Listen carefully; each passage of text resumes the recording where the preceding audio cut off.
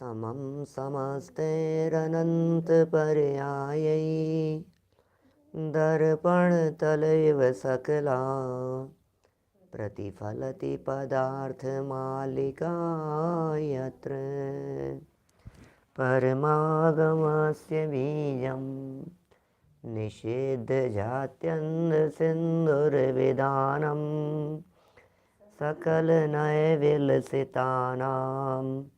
विरोधमथनं नमाम्यनेकान्तम् विरोधमथनं नमाम्यनेकान्तम्।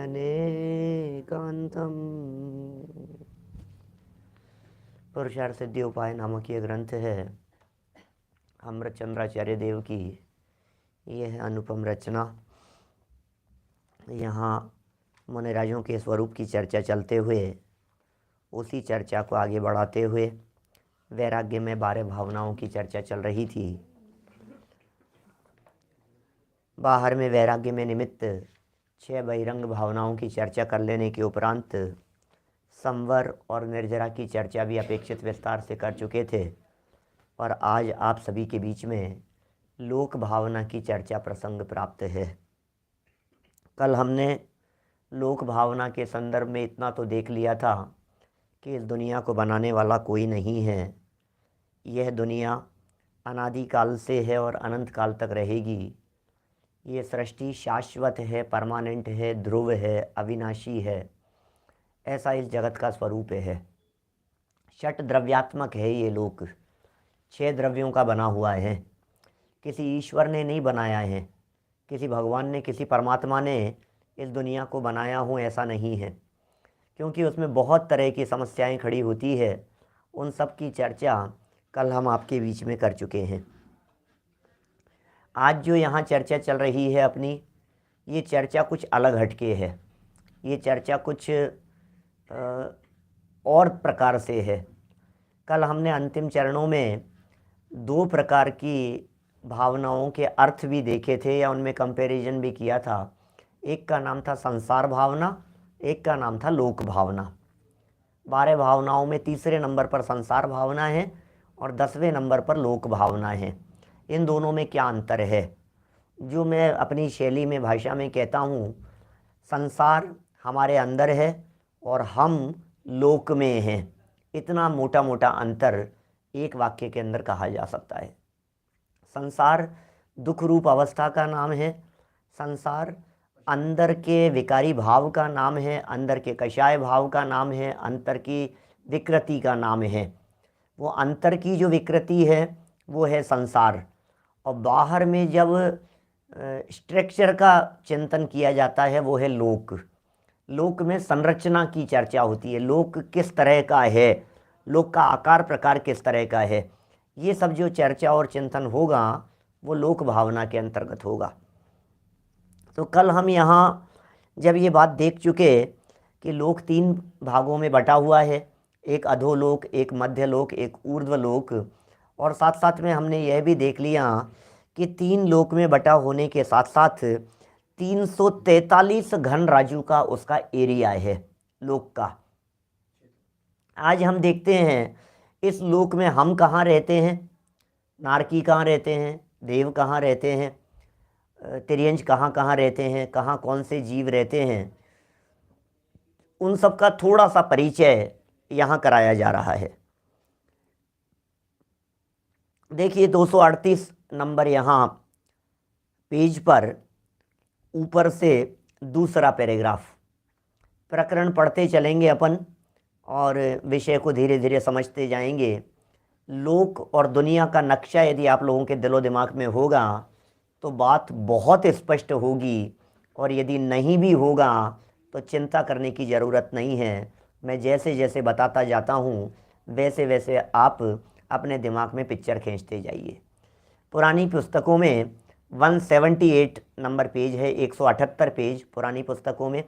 गुजराती वाली पुस्तकों में 170 नंबर का पेज है, और नई पुस्तकों में जहां हम पढ़ रहे हैं इन पुस्तकों में 238 नंबर का पेज है ना। देखिए गुजराती 169 170 जो भी कहें आप। अनंतानंत आकाश में, क्या अनंतानंत आकाश में क्या है, उसका अनंतवां भाग लोकाकाश है। क्या क्या कह रहे हैं?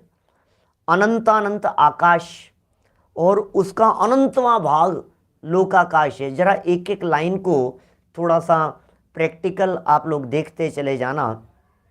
आकाश बहुत बड़ा है, आकाश का जो एरिया है वो बहुत बड़ा है, दुनिया बहुत बड़ी है, और उस विस्तृत आकाश में, अनंत आकाश में सेंटर में लोकाकाश है। माने जो हम दुनिया का नक्शा देखते हैं, दुनिया का नक्शा माने लोक का नक्शा जो हम देखते हैं, जैसे हम कहते हैं कि भाई ये है लोक, ये लगता है ना हमारे को ये लोक है।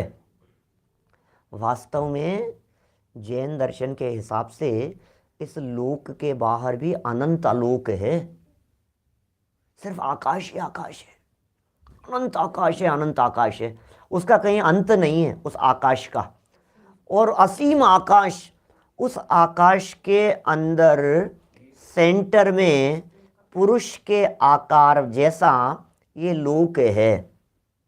जैसे हम कहते हैं लोक पुरुष संठान, ऐसी भाषा बोलते हैं ना अपन, लोक पुरुष संठान। क्या ये जो है लोक पुरुषाकार है, पुरुषों जैसा आकार है। मतलब एक व्यक्ति अपने कमर के ऊपर हाथ रख करके खड़ा हो जाए, मान लीजिए, तो कमर के ऊपर हाथ रख करके खड़ा होने पर ऐसा जो आकार बनता है ना दोनों साइड से, और नीचे से दोनों पैरों को फैला लेवे, तो जो आकार बन गया है वो आकार है लोक का। ऐसा ही दिखता है अपने को लोक का शेप। सब जगह पर बने हुए हैं, सबने देखे होंगे, माने ऐसा कोई व्यक्ति नहीं है जिसने नहीं देखा हो। बहुत सारे साधर्मी तो हमारे सामने ऐसे भी हैं जिन्होंने हमारी लोक की क्लासेस अटेंड की हैं। यूट्यूब पर भी सारे प्रवचन बहुत विस्तार से उपलब्ध हैं प्लेलिस्ट में। देखिए अनंतानंत आकाश में उसका अनंतवां भाग लोकाकाश है। वह षट द्रव्यात्मक है, दुनिया तो 6 द्रव्यों से मिलकर के बनी है। अब चलते हैं नीचे। अब देखना क्या है इस लोक के अंदर, देखना जरा लोक में कहाँ कहाँ पर कौन कौन है। देखिए अधोलोक, अधो माने नीचे, अधोलोक में तो 7वें नरक के नीचे 1 राजू पर्यंत स्थावर ही है। माने दिमाग उपयोग को बिल्कुल स्थिर रखना।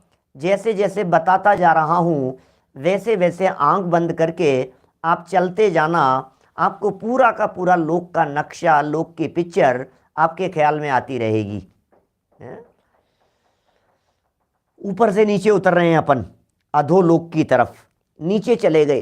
बिल्कुल बॉटम में क्या है, सबसे नीचे बॉटम में जब हम चले जाते हैं लोक के, तो वहाँ 1 राजू का एरिया नीचे से, ऊपर 7 नरक हैं, माने 7 नरकों के भी जब हम नीचे चले जाते हैं तो वो 1 राजू का एरिया, उसमें तो सिर्फ स्थावर ही स्थावर हैं, एकेंद्रीय ही एकेंद्रीय हैं, निगोदियाँ हैं, उसे निगोद क्षेत्र भी कहते हैं।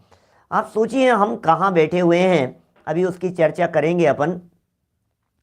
लेकिन वो पूरा का पूरा 1 राजू, राजू कितना बड़ा एरिया है आप सोच भी नहीं सकते हैं। कल कल पृथ्वी कह देते हैं उसे, पंचगोलक कह देते हैं उसे, नित्य निगोद कह देते हैं उसे। 1 राजू, 1 राजू। यहाँ तो हमारे बहुत सारे राजू होंगे जो सुन रहे होंगे, मैं उन राजू भाई की बात नहीं कर रहा हूँ, है ना, घर में आने वाले राजू की बात नहीं कर रहा हूँ, आपके परिचित जानकार राजू की बात नहीं कर रहा हूँ। राजू माने असंख्यात योजन, असंख्यात योजनों का 1 राजू। रुकते हैं अपन 1 मिनट यहाँ, सुनो सुनो सुनो। 1 राजू की नीचे से ऊंचाई, अरे वो तो बहुत ज़्यादा होगा, उसके क्षेत्रफल घनफल की बात मत कीजिए, अभी आप समझने की कोशिश करें कितना बड़ा है। उसके लिए एग्जाम्पल दिए हैं इस तरह के। स्वर्ग लोक से, देवलोक से 1,00,000 योजन, 1,00,000 योजन का लंबा चौड़ा गहरा गोल लोहे का ठोस आकार वाला कोई लोहे का गोला ऊपर स्वर्ग लोक से, लोक के ऊपर से अग्रभाग से फेंके नीचे, तो जिस स्पीड से वो नीचे गिरता होगा, आप सोच सकते हैं 6 महीने तक लगातार नीचे गिरता रहने पर जितनी दूरी तय करेगा वो एक राजू है।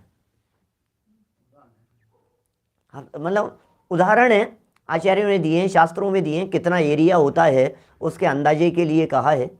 1 योजन लगभग 6000 किलोमीटर का होता है, असंख्यात योजनों का होता है, असंख्यात योजनों का।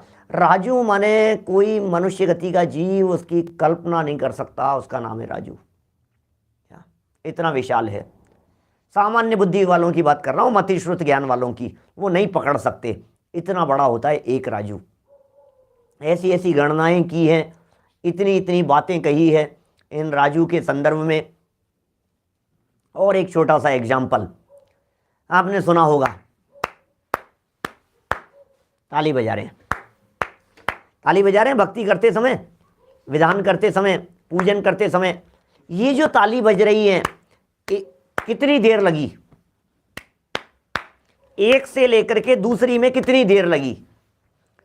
बोले जितनी देर लगी है ना, इतनी देर में, इतनी समय में कोई देव, बहुत स्पीड बतला रहे हैं देव की कितनी स्पीड, वो देव यहाँ से मध्य लोक के 13 द्वीपों के जितने 458 अकृत्रिम चैत्यालय हैं उनमें राउंड मार करके आ जाए और दोबारा ताली आपके साथ में बजा देवे।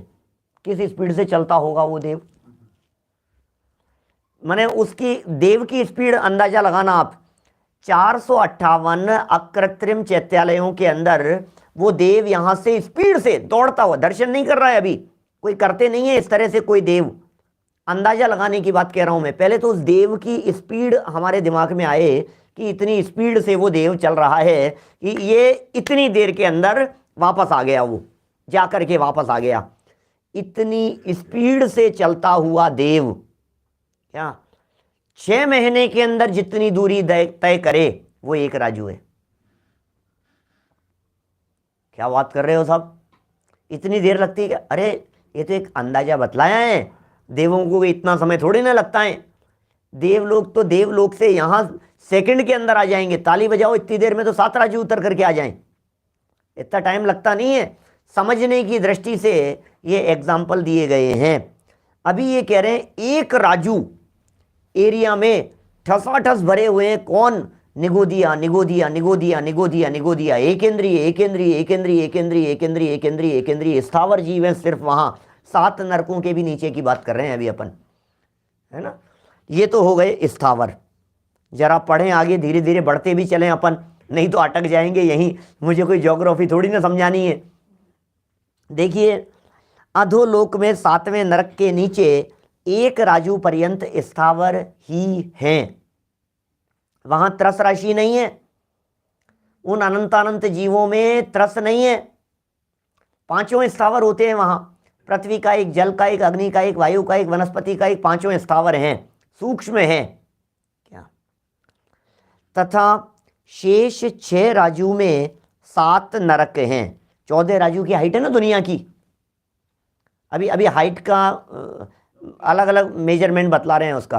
14 राजू की हाइट वाला, 14 राजू की हाइट वाला ये पूरा लोक, और इस हाइट वाले पूरे लोक में नीचे एक राजू में तो हो गया स्थावर एकेंद्रीय। अब इससे ऊपर बॉटम से चल रहे हैं अपन, एक राजू में स्थावर हो गए और 6 राजू में है 7 नरक, बराबर, कोई दिक्कत नहीं है। तो 7 राजू में 7 नरक हैं। त्रस नहीं है वहां पर, नारकियों को छोड़कर अन्य कोई त्रस जीव वहां नरकों में नहीं है। हाँ, उनमें रहने वाले नारकी महादुखी हैं। इन नरकों के ऊपर भवनवासी तथा व्यंतर देव हैं। माने नीचे एक राजू हो गया, फिर 6 राजू के अंदर नरक हो गए, टोटल 7 हो गए हैं। नीचे से 7 राजू ऊपर तक हो गए। अब ये जो नरक है, पहले नरक तक आ गए अपन, 7वां नरक, 6ठा नरक, 5वां नरक, चौथा, तीसरा, दूसरा और पहला नरक। ये जो पहले नरक वाला एरिया है, इस एरिया में भवनवासी और व्यंतर देव भी रहते हैं, हमारी इस धरती के नीचे। जिस धरती पर अपन लोग रह रहे हैं ना अभी यहाँ, क्या मैंने बिल्कुल ऊपर से नहीं जानी चाहिए बात, एक एक बात स्पष्ट ख्याल में आनी चाहिए। जिस धरती पर हम लोग रह रहे हैं, इस धरती को यहाँ से खोदते जाओ, खोदते जाओ, खोदते जाओ, नीचे जाते जाएं, जाते जाएं, जाते जाएं, तो कहाँ पहुँचेंगे? तो बोले व्यंतर और भवनवासी देवों के पास में पहुँच जाएंगे, और फिर वहां से नीचे उतरेंगे तो नारकी जीवों के पास में पहुंच जाएंगे। खोद करके जा नहीं सकते, तो मैं कल्पना कर रहा हूं। देखिए जरा क्या है स्थिति। यह अधोलोक की संक्षिप्त रचना बतलाई है। इसका मतलब अधोलोक में कौन कौन रहते हैं?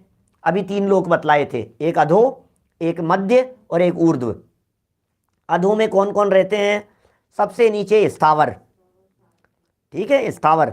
उससे ऊपर 7 नरक, 7वां, 6वां, 5वां, 4था, तीसरा, दूसरा, पहला, 7 नरक, उनमें नारकी। और पहले वाले नरक का जो पार्ट था, उसके ऊपरी हिस्से पर, वहीं पर रहते हैं भवनवासी और व्यंतर, ठीक है।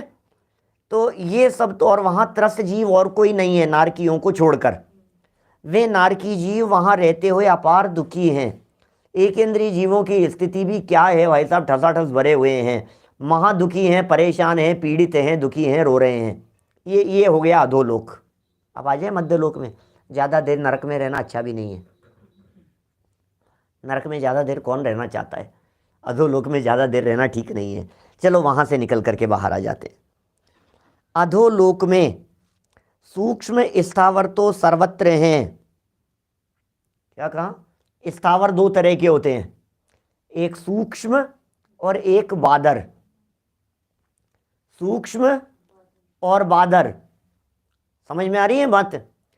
सूक्ष्म जीव ये इधर से चली गाड़ी और सामार पर बिना किसी डिस्टरबेंस के सामने निकल गए, ये दीवार में गए इधर और दीवार से निकल करके बाहर चले गए।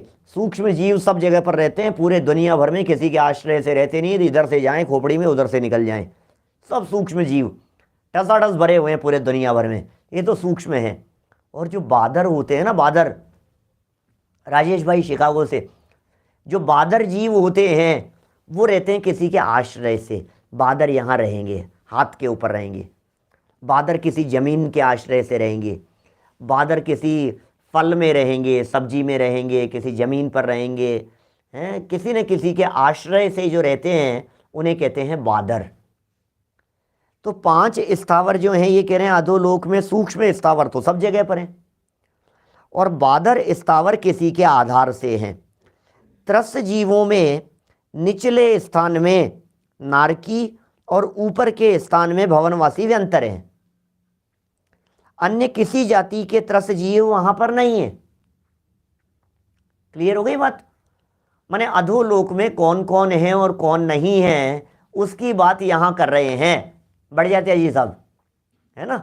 कठिन नहीं है बात, बस आपके दिमाग में ये पिक्चर बन जाए कि नीचे के एरिया में तिर्यंच गति के गाय भैंस कुत्ता बिल्ली नहीं है, नीचे अधोलोक में लट नहीं है, चींटी नहीं है, कीड़े मकोड़े नहीं है। अरे साहब हमने ऐसा सुना है कि वहाँ जब नरकों में चले जाते हैं तो वहाँ वो वैतरणी नदी के अंदर बिच्छू वगैरह होते हैं और कॉकरोच वगैरह इस तरह के वो काटते हैं, बहुत ज़्यादा तकलीफ़ देते हैं। ऐसा लगता है नरक भूमि को स्पर्श करने मात्र से करोड़ों बिच्छू वहाँ डस लेते हों। तो बिच्छू होते हैं कि नहीं नरक में? नरक में बिच्छू होते हैं या नहीं? नहीं होते, क्योंकि बिच्छू कितने इंद्रिय जीव हैं? बिच्छू 3 इंद्रिय, बिच्छू 3 इंद्रिय है। अब 3 इंद्रिय जीव तो वहां होते ही नहीं है। 2 इंद्रिय जीव नहीं होते, 3 इंद्रिय जीव नहीं होते, 4 इंद्रिय जीव नहीं होते, असैनी पंचेंद्रिय भी नहीं होते। ये सब नीचे अधोलोक में नहीं होते। तो कौन कौन होते हैं अधोलोक में? ये सब भाई साहब लोक भावना के संदर्भ में किया जाने वाला चिंतन है। ये चिंतन नहीं करोगे तो लोक भावना का चिंतन कैसे होगा? ये सब बता रहे हैं यहाँ दौलत राम जी कासलीवाल साहब। ये क्या कह रहे हैं वहाँ, एक इंद्रिय है, सेनी पंचेंद्रिय नारकी है, भवनवासी और व्यंतर हैं, इतने सब लोग अधोलोक में हैं। देखिए अधोलोक की चर्चा पूरी हो गई, मध्य लोक में आ जाए। मध्य लोक में क्या क्या है, हम जिस दुनिया में रहते हैं इसी फ्लैट अर्थ के ऊपर आ जाते हैं अपन। देखें जरा यहाँ क्या क्या है। मध्य लोक में असंख्यात द्वीप समुद्र हैं। ओहो, असंख्यात से कम तो बात ही नहीं होती यहाँ जैन दर्शन में। असंख्यात और अनंत, असंख्यात और अनंत, यही चलता रहता है। असंख्यात से कम तो चर्चा ही नहीं चलती है कुछ भी। मध्य लोक में असंख्यात द्वीप समुद्र हैं, उनमें 2.5 द्वीप और समुद्र मानुषोत्तर पर्वत पर्यंत मनुष्य लोक है। उसके आगे मनुष्य का संचार नहीं है। अभी गोल गोल गोल सुनना एक बार, संरचना समझना कैसी है मध्य लोक की। बीच में जम्बूद्वीप, जम्बूद्वीप को चारों तरफ से घेरे हुए लवण समुद्र, लवण समुद्र को चारों तरफ से घेरे हुए धातकी खंड द्वीप, धातकी खंड द्वीप को चारों तरफ से घेरे हुए कालोदधी समुद्र, कालोदधी समुद्र को चारों तरफ से घेरे हुए पुष्करवर द्वीप, पुष्करवर द्वीप को चारों तरफ से घेरे हुए पुष्करवर समुद्र। फिर इसी तरह से वारुणीवर द्वीप, वारुणीवर समुद्र, फिर क्षीरवर द्वीप, फिर क्षीर समुद्र। ऐसे ऐसे गोल गोल गोल गोल घूमते घूमते घूमते घूमते ऐसे कितने द्वीप और कितने समुद्र हैं? बोले असंख्यात द्वीप और असंख्यात समुद्र हैं। बराबर। अब इन असंख्यात द्वीप और असंख्यात समुद्रों में, असंख्यात द्वीप और असंख्यात समुद्रों में बोले जो 2.5 है ना, 2.5, 2.5, ये जो 2.5 द्वीप हैं, इन 2.5 द्वीपों तक ही मनुष्य रहता है, इसके बाहर मनुष्य नहीं रहता। कितना एरिया है वो ये यहाँ बतला रहे हैं। उनमें 2.5 द्वीप, माने पहला जम्बू द्वीप, दूसरा धातकी खंड और आधा पुष्कर, और बीच में 2 समुद्र। ठीक है, लवण समुद्र और कालोदधी समुद्र। अभी ये मानुषोत्तर पर्वत पर्यंत मनुष्य लोक है। मनुष्य मानुषोत्तर पर्वत की सीमा को क्रॉस नहीं कर सकता। ये मनुष्य गति का जीव मानुषोत्तर पर्वत को क्रॉस नहीं कर पाएगा। आज मैंने उसकी चर्चा की ना आपके बीच में, मकर संक्रांति की। सूर्य राशि बदलती है, मकर राशि के अंदर आ गया है सूर्य, तो ये सब मकर संक्रांति क्यों, कैसे, क्या उसके स्वरूप क्या है, सूर्य के गमन वगैरह की चर्चा की। तो ये सूर्य का संचार, ग्रह नक्षत्र तारों का संचरण, ये सिर्फ और सिर्फ 2.5 द्वीप में ही होता है, मनुष्य लोक में ही होता है। मानुषोत्तर पर्वत के बाहर उसके कोई भी सूर्य चंद्र ग्रह अधिक गमन नहीं करते, स्थिर रहते हैं। ज्योतिष देवों के विमान है ये स्थिर रहते हैं, बहिर्वस्थितः, बाहर में स्थित रहते हैं। मेरु प्रदक्षिणा नित्य गतियों नृलोके, मेरु पर्वत की प्रदक्षिणा देते हैं नित्य गतियों नृलोके, इस मनुष्य लोक में नित्य माने रोजाना ही प्रदक्षिणा देते रहते हैं। सूर्य चंद्र ग्रह नक्षत्र प्रकीर्णक तारकाश्चय, ये सब इस तरह से चलते रहते हैं। असंख्यात माने 190+ डिजिट्स कह दो आप, ऐसा 184 डिजिट तक संख्यात कहा है और उससे ऊपर असंख्यात कहा है। देखिए क्या कह रहे हैं, व्यंतर, भवनवासी, ज्योतिषी, ये 3 प्रकार के देव और तिर्यंच सब मध्य लोक में हैं। मध्य लोक में कौन कौन है? मध्य लोक में कौन कौन रहता है? कि मध्य लोक के अंदर व्यंतर, व्यंतर देव ऊर्ध्व लोक में नहीं रहते, व्यंतर मध्य लोक में ही रहते हैं। व्यंतर कहाँ रहते हैं? व्यंतर ये जितने देवी देवताओं का चक्कर दिखता है ना, क्या भैया सहजता से जानते जाओ, माने सिर्फ जानना है अपने को, कुछ नहीं। ये शमशान में होंगे, कहीं पीपल पर रहते हैं, कहीं कब्रिस्तान में, कहीं जंगलों में, कहीं कुएं वगैरह, कुएं, बावड़ी, तालाब, नदी, ऐसे स्थानों पर ये सब व्यंतर रह सकते हैं, मध्य लोक में ही रहते हैं। ठीक है ना। हमारे आसपास भी आ सकते हैं व्यंतर, वे कार्य करते हुए देखे जाते हैं, देवी देवताओं के कार्य हैं जो होते रहते हैं, ठीक है। तो व्यंतर। फिर कहा भवनवासी, भवनवासी भी देव हैं, व्यंतरवासी देव, भवनवासी देव और ज्योतिषी। क्या? व्यंतर, भवनवासी और ज्योतिषी, ये 3 प्रकार के देव मध्यलोक में रहते हैं। क्या? मध्यलोक में रहते हैं। ही नहीं लगेगा, क्योंकि पहले कह दिया था भवनवासी और व्यंतरी अधोलोक में भी रहते हैं, पता है ना अपने को। फिर और तिर्यंच सब मध्यलोक में है। बाकी के जो तिर्यंच हैं, 2 इंद्री, 3 इंद्री, 4 इंद्री, ये सब मध्यलोक में रहते हैं। जलचर, पंचेंद्रिय तथा विकलत्रय, तो 2.5 द्वीप, जलचर, पंचेंद्रिय। अब जलचर जीवों की बात कर रहे हैं। अभी सुनना कैसी कैसी बातें कर रहे हैं, नई नई तरह की बातें बतलाएंगे। जलचर जीव हैं, जलचर। जलचर माने कौन कौन? मगरमच्छ होंगे, मछलियाँ होंगी, ये सब जलचर जीव हैं, जल में रहने वाले। ये कहाँ रहते हैं? जलचर, पंचेंद्रिय। जलचर पंचेंद्रिय, पंचेंद्रिय जलचरों की बात कर रहे हैं। तथा विकलत्रय, विकलत्रय माने कौन कौन? विकलत्रय माने 2 इंद्रिय, 3 इंद्रिय और 4 इंद्रिय, ये विकलत्रय माने 2 इंद्रिय, 3 इंद्रिय और 4 इंद्रिय जीवों को विकलत्रय कहते हैं। ये विकलत्रय और जलचर जीव, ये तो 2.5 द्वीप तक, बस 2.5 द्वीप के बाहर नहीं है, मनुष्य लोक के बाहर नहीं है।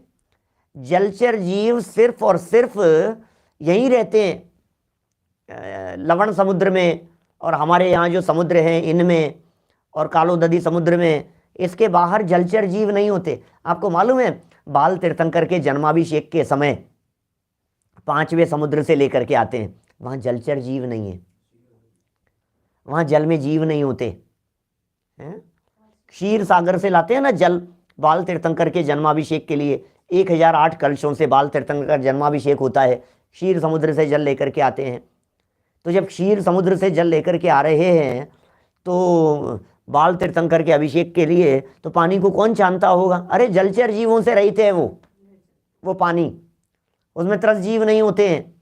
वो 2.5 द्वीप तक ही ये पाए जाते हैं, ये जीव 2.5 द्वीप के बाहर नहीं होते। फिर 2.5 द्वीप के बाहर जितने असंख्यात द्वीप समुद्र हैं सब निकल जाएं। अंतिम द्वीप का नाम है स्वयंभू रमण द्वीप। क्या? लास्ट द्वीप का नाम है स्वयंभू रमण द्वीप। वो स्वयंभू रमण द्वीप हाफ, आधा इधर की तरफ, आधा उस तरफ, ठीक है। तो ये जो स्वयंभू रमण द्वीप हैं वो आधे तक, और मानुषोत्तर पर्वत जो मनुष्यों की मर्यादा थी, वहां से लेकर के स्वयंभू रमण द्वीप आधे तक के बीच में, जितने बीच में असंख्यात द्वीप और असंख्यात समुद्र हैं, सब में जलचर जीव नहीं होते, सब में विकलत्रय जीव नहीं होते, सब में 2 इंद्री, 3 इंद्री, 4 इंद्री जीव नहीं होते। सब जगह पर पानी, सब जगह पर भोग भूमि है, ठीक है ना। सब जगह पर भोग भूमि जैसी व्यवस्था है, जगन्य भोग भूमि जैसी व्यवस्था है। तिर्यंच गति के जीव रहते हैं, युगलीय जीव रहते हैं वहाँ पृथ्वी पर रहने वाले जो तिर्यंच होते हैं, क्योंकि मनुष्य तो मनुष्य तक ही है, मानुषोत्तर पर्वत तक। उस पर्वत के बाहर मनुष्य तो है नहीं, तो तिर्यंच रहते हैं। तो कहीं हाथी जोड़े से पैदा होते हैं, दोनों हाथी और हथनी जोड़े से पैदा होंगे। फिर हाथी के जो मदर फादर थे उनकी डेथ हो गई, और हाथियों का जो जोड़ा है वो दोनों जोड़े जन्म से ही साथ साथ में रहेंगे। ऐसे ही कहीं घोड़ों का युगल है, कहीं शेरों का युगल है, शेर भी शाकाहारी होते हैं, वहाँ क्रूर नहीं होते, शिकार नहीं करते किसी का। कहीं घोड़ों के युगल हैं, कहीं हाथियों के युगल हैं, युगलिया ही जन्म लेते हैं, मर कर के सब के सब नियम से स्वर्ग में चले जाते हैं, देवगति में चले जाते हैं। सब भोग भूमियाँ जीव, क्योंकि बीच में सब जगह पर भोग भूमि है। ख्याल में आ गई बात? अभी देखिए क्या क्या कह रहे हैं यहाँ। क्या कहाँ तक आ गए अपन? जलचर, पंचेंद्रिय तथा विकलत्रय तो 2.5 द्वीप तक, तथा अंतिम स्वयंभू रमण द्वीप आधा पहली तरफ, और अंत का स्वयंभू रमण समुद्र सारा इनमें है। पहली तरफ, पहली पहली का मतलब फर्स्ट नहीं, पहली तरफ ये भाषा है, ये वास्तव में पुरानी। पल्ली तरफ क्या ऐसे बोलते हैं, पल्ले बाजार, ऐसा ऐसा चलता है हमारे इधर तो। पहली तरफ, पहली तरफ माने उस तरफ, अब उसके पीछे की तरफ। और स्वयंभू रमण समुद्र सारा इनमें है। कौन? जलचर भी हैं, पंचेंद्रिय त्रियंच भी हैं, विकलत्रय भी हैं, वो सब उनमें हैं। शेष असंख्यात द्वीप समुद्रों में विकलत्रय नहीं है। जलचर जीव कहाँ कहाँ हैं? बोले लवण समुद्र में हैं, और कालोदधी समुद्र और स्वयंभू रमण समुद्र, इन 3 ही समुद्रों में है। अन्य स्थानों में जलचर जीव नहीं है। समझ में आ रही है कि बातें? कुछ बहुत सारी बातें नई नई जैसी लग रही होगी बहुत सारे लोगों को। ऐसा लग रहा होगा कि जैसे ये क्या क्या बातें हैं यार, ये दुनिया है, दुनिया कितनी बड़ी है। हम कहते हैं अरे पंडित जी हमने तो दुनिया देखी है, हमने तो दुनिया देखी है, बहुत दुनिया घूमी है हमने। आप क्या बताएं आपको। नवीन भाई तेजानी जी बोलो। पूरी दुनिया, आधी से ज़्यादा दुनिया, पौन दुनिया घूमे आए हम। कितने देशों के अंदर, 200 देश हैं तो 125-150 देश घूम लिए हमने। इतनी दुनिया हम घूम आए। अच्छा दुनिया देखी है आपने? भाई साहब ये जैन दर्शन के हिसाब वाली दुनिया कितनी बड़ी है? ये कितनी बड़ी दुनिया यहाँ दिखा रहे हैं। चलिए देखिए और क्या कहते हैं। इसी मध्य लोक में और बतलाते हैं कुछ विशेष।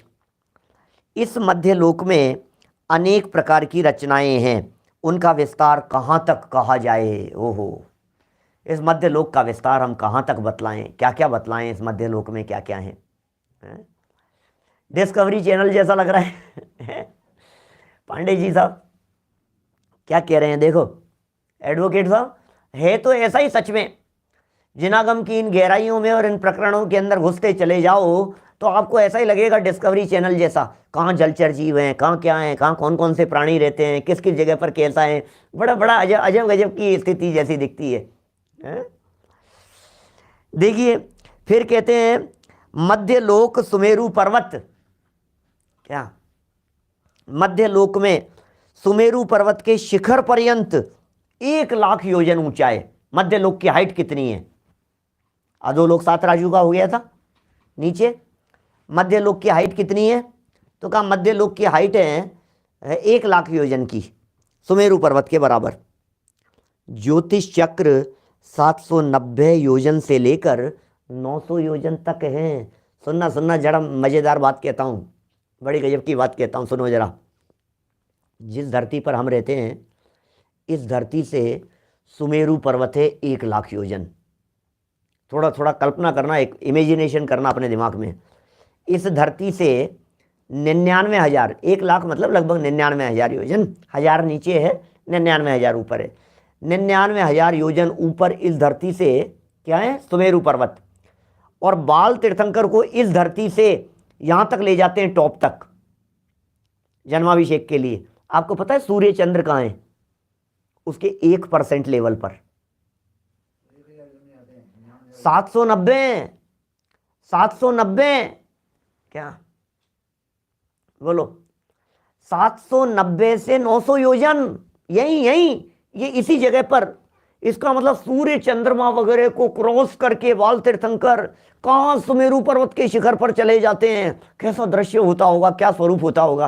कभी कभी जब हम जैसे गिरनार जी, जैसे हम बहुत सालों पहले 97 में मेरा 10 सेक्शन पालड़ी में था, चेतन भाई आपके यहाँ, तो उस समय हम वहाँ गए थे, गिरनार गए थे उस समय। तो गिरनार गए तो गिरनार जी चढ़ते समय बादल नीचे चल रहे थे। वे कई बार होता है ऐसा, शिखर जी वगैरह जाते समय कई बार ऐसे लगता, अपने को कैसा दृश्य लगता है, ऐसा लगता है और अपन ऊपर चल रहे हैं, बादल नीचे चल रहे हैं। फ्लाइट में चलते हैं तब तो देखते हैं अपन बादलों के ऊपर चल रहे हैं। अभी सोचो सूर्य और चंद्रमा के विमानों के भी ऊपर जा रहे हैं बाल तीर्थंकर, और वहाँ तक ले जाते हैं, इतना ऊपर तक। ये सब मध्य लोक है। ये ज्योतिष चक्र है 790 योजन से लेकर के, माने यहाँ से ऊपर चले 700 पर, और 700 से लेकर के 900 तक 110 योजन का एरिया मेरू पर्वत के रोजाना ऐसा बिल्कुल घूमता रहता है। ठीक है ना? वहाँ लाइट है या नहीं है ऊपर? अरे रत्नों का प्रकाश है, क्या लाइट की ज़रूरत है? लाइट वाइट तो यहाँ है, अपन जैसे लोग हीन पुण्य वाले लोगों को लाइट की ज़रूरत पड़ती है। रत्नों के प्रकाश में रहते हैं, और ऐसा प्रकाश होता है रत्नों का, एक एक रत्न इस तरह का है जो ऐसे रोशन करता है, जगमग करता है चारों तरफ। कहाँ ज़रूरत है, सनलाइट तो नहीं है डेफिनेटली ऊपर, क्योंकि सनलाइट तो उससे ऊपर होती नहीं है।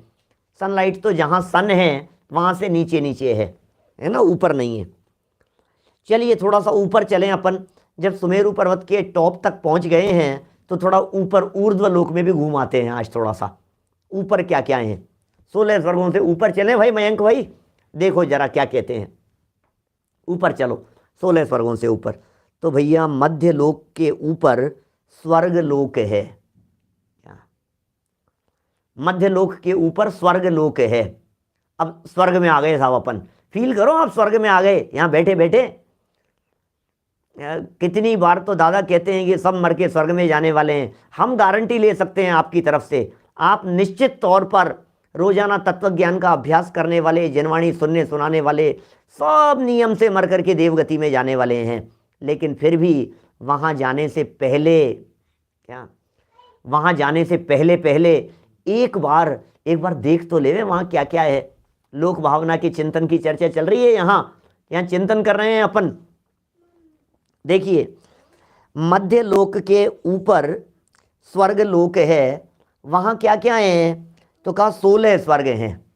क्या मध्य लोक के ऊपर 16 स्वर्ग हैं। इमेजिनेशन दो दो के जोड़े से हैं, इधर सौधर्म, ईशान, शांत कुमार, महेंद्र, ब्रह्म, ब्रह्मोत्तर, लांतव, कापिष्ट, शुक्र, महाशुक्र, सतार, सहस्त्रार, आनंद, प्राण, तारण, अच्युत, ये सब 16 स्वर्ग।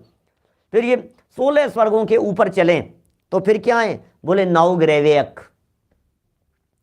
जैसे यहां तक हो गया मेरू पर्वत के ऊपर ऐसा स्वर्ग है, ठीक है, दो दो से हैं, ऐसे ऐसे जोड़े से है। ये मेरू पर्वत से एक बाल का अंतर है भाई साहब, एक बाल का, मेरू पर्वत से एक बाल का अंतर, और ये 2 स्वर्ग, पहला दूसरा स्वर्ग। दक्षिण दिशा की तरफ सौधर्म और उत्तर दिशा की तरफ ईशान। तो सौधर्म ईशान, फिर सौधर्म ईशान, शांत कुमार, माहेंद्र, 16 के नाम बोल दिए अभी मैंने। सौधर्म ईशान, शांत कुमार, माहेंद्र, ब्रह्म, ब्रह्मोत्तर, लांतव, कापिष्ट, शुक्र, महाशुक्र, सतार, सहस्त्रार, आनंद, प्राणद, आरण और अच्युत, 16 स्वर्ग हो गए। अब 16 स्वर्गों के ऊपर चलो तो 9 ग्रैव्यक हैं। वो 9 पता है कैसे हैं, वो 9 है एक के ऊपर एक, ऐसे ऐसे 9 ग्रैव्यक हैं। 4 ग्रैव्यक ये और 5 ये, ऐसे ऐसे 9, 1 2 3 4 5 6 7 8 9, एक के ऊपर एक। 16 स्वर्ग के ऊपर 9 ग्रैव्यक, 9 ग्रैव्यक के ऊपर हैं 9 अनुदिश। 9 अनुदिशों के विमान सब एक ही फ्लैट हैं, बिल्कुल एक ही लेवल पर हैं 9 अनुदिश। और 9 अनुदिशों के ऊपर हैं 5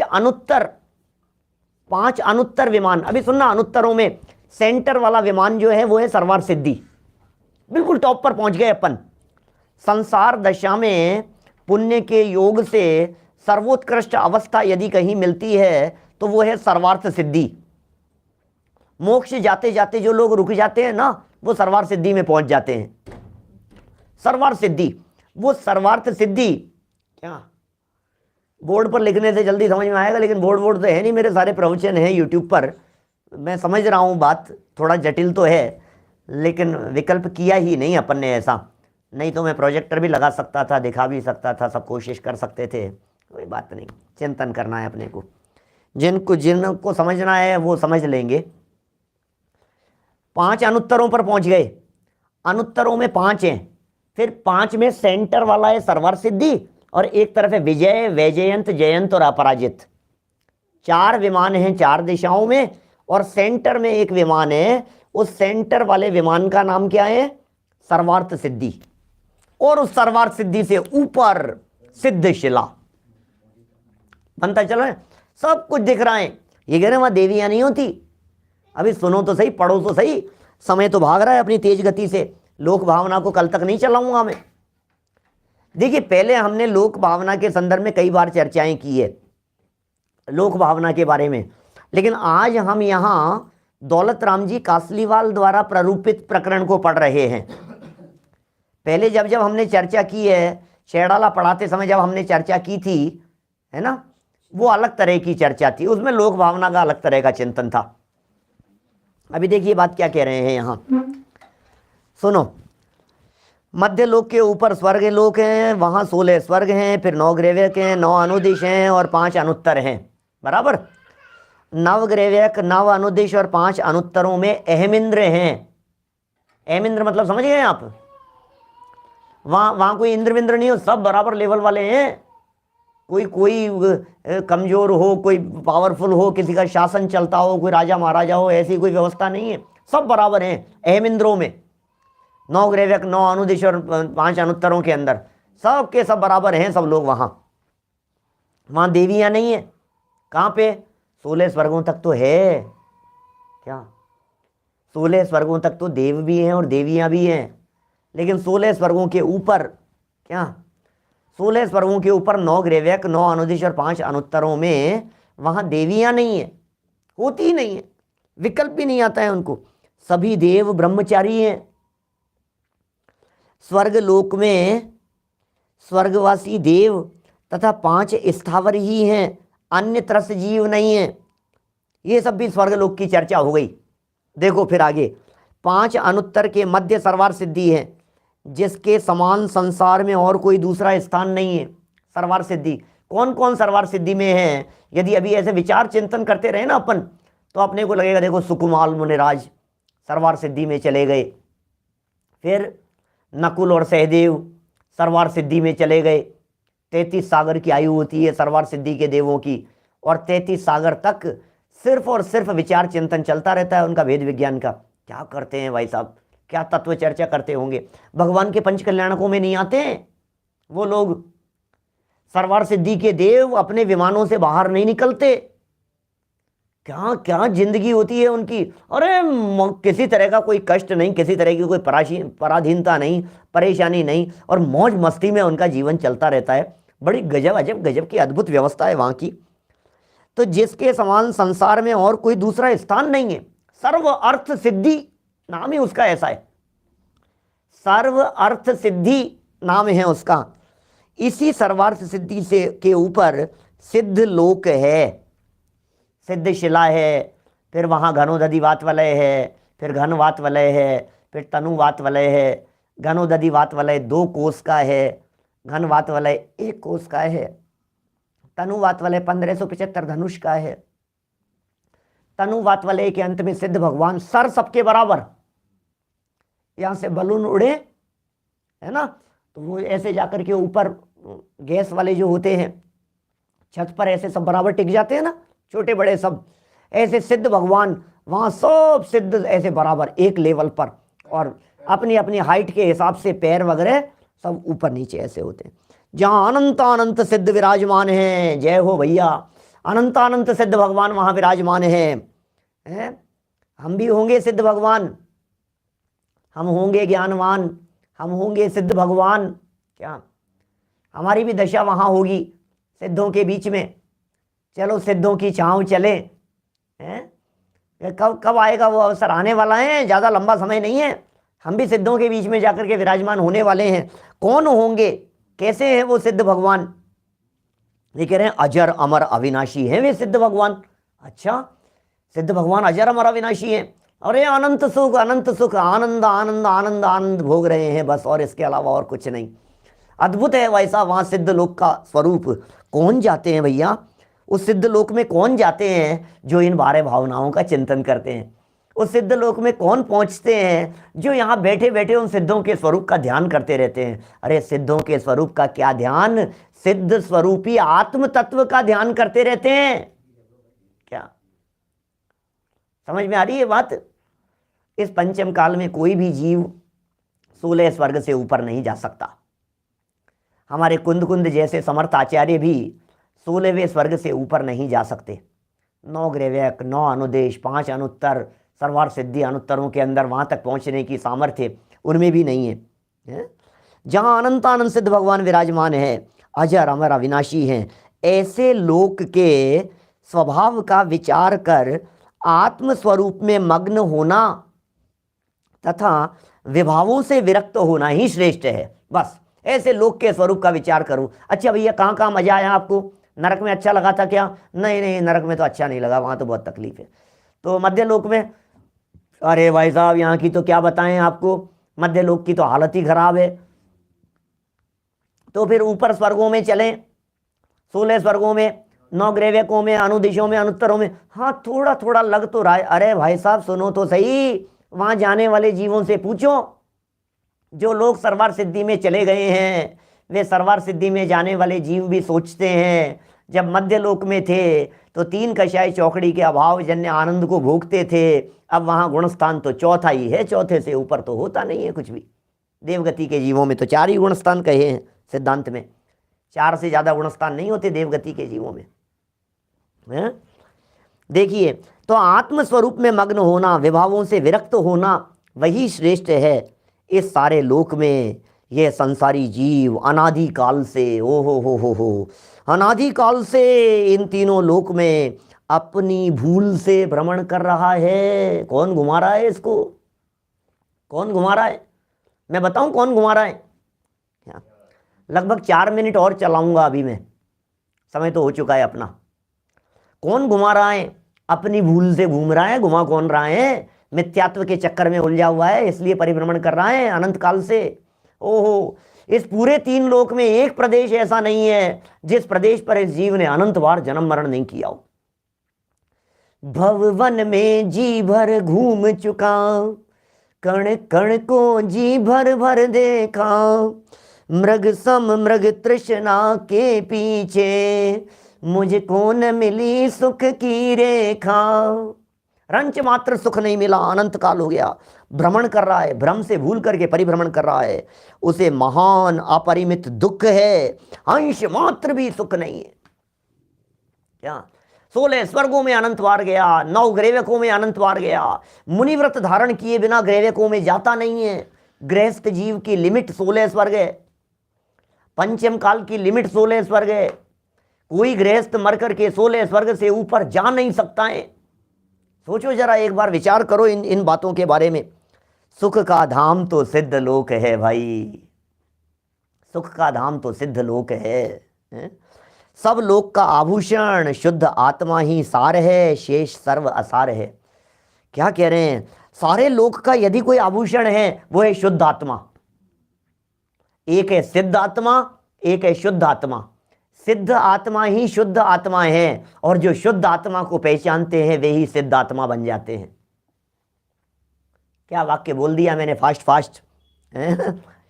शुद्ध आत्मा माने आत्मा की शुद्ध अवस्था ही सिद्ध दशा है, और सिद्ध स्वरूपी आत्मा को पहचानने वाले ही शुद्ध आत्मा हो जाते हैं। आत्मा के शुद्ध स्वरूप को देखने वाले सिद्ध आत्मा हो जाते हैं, शेष सब तो आसार है। ऐसे 4 गति रूप लोक स्वरूप का विचार कर आत्म स्वरूप में मग्न होना, लोक स्वरूप विचारी के अपने स्वरूप में मग्न होना तथा विभावों से विरक्त हो जाओ। अरे भैया, इस दुनिया में कुछ देखने लायक नहीं है। अरे भैया, इस जगत में कुछ नहीं है ऐसा जो तुम्हें आकर्षित करता हो। इस दुनिया में ऐसा कुछ नहीं है जो तुम्हें सुखी करने में समर्थ हो। चतुर्गति रूप संसार को देखो, मध्य लोक, अधोलोक और ऊर्ध्व लोक को देखो, लोक के स्वरूप को देखो, कुछ नहीं है ऐसा। इन 4 गति रूप लोक का निवास कब टूटे, ये चिंतन चल रहा है ज्ञानी के, वेद विज्ञानी जीव के चिंतन चल रहा है। वेद विज्ञानी जीव के अंदर में धारा चल रही है, कब दुखों से मुक्त होऊंगा, कब जंजाल से छूटूंगा, कब चतुर्गति रूप दुखों से पार होकर के परम मुक्ति की प्राप्ति होगी। ऐसा बारंबार बारंबार बारंबार विचार करना, उसे ही लोक भावना कहते हैं। चलो भैया, क्या लोक भावना कैसे कहते हैं? बारंबार विचार करो, बारंबार विचार करो, चतुर्गति का विचार करो, लोक के स्वरूप का विचार करो, और सुनो, जिसमें झलकते लोक सब, वह आत्मा ही लोक है, उसके स्वरूप का विचार करो। अरे बड़े अजब गजब की अद्भुत बातें हैं। दादा की कुछ पंक्तियां सुना करके बात को पूरी करता हूं मैं। इस तरह की कुछ पंक्तियां दादा ने लिखी है। जिसमें झलकते लोक वह निज आत्मा ही लोक हैं। सुनो, निर्मूढ़ है, निराग है, आलोक है, चिल्लोक है, जिसमें झलकते लोक सब वह आत्मा ही लोक है। आत्मा ही लोक है। तो लोक भावना का विचार और चिंतन करते करते हम लोक स्वरूप उस आत्मा में समा जाएं तो लोक के शिखर पर जाकर के सादी अनंत काल के लिए विराजमान हो जाएंगे। हम सभी ऐसी अवस्था को सदा सदा के लिए प्राप्त करें। इसी मंगल भावना से बात को यहीं विराम देता हूँ। आगे कल बहुत सुंदर बोधि दुर्लभ भावना की रोचक चर्चा और हम कहाँ से कहाँ आ गए हैं, कौन कौन से पायदान पर चढ़ते हुए हम किस लेवल पर आ गए हैं, उसकी अद्भुत चर्चा कल बोधि दुर्लभ भावना के माध्यम से हम करने वाले हैं। अभी जनवाणी स्तुति।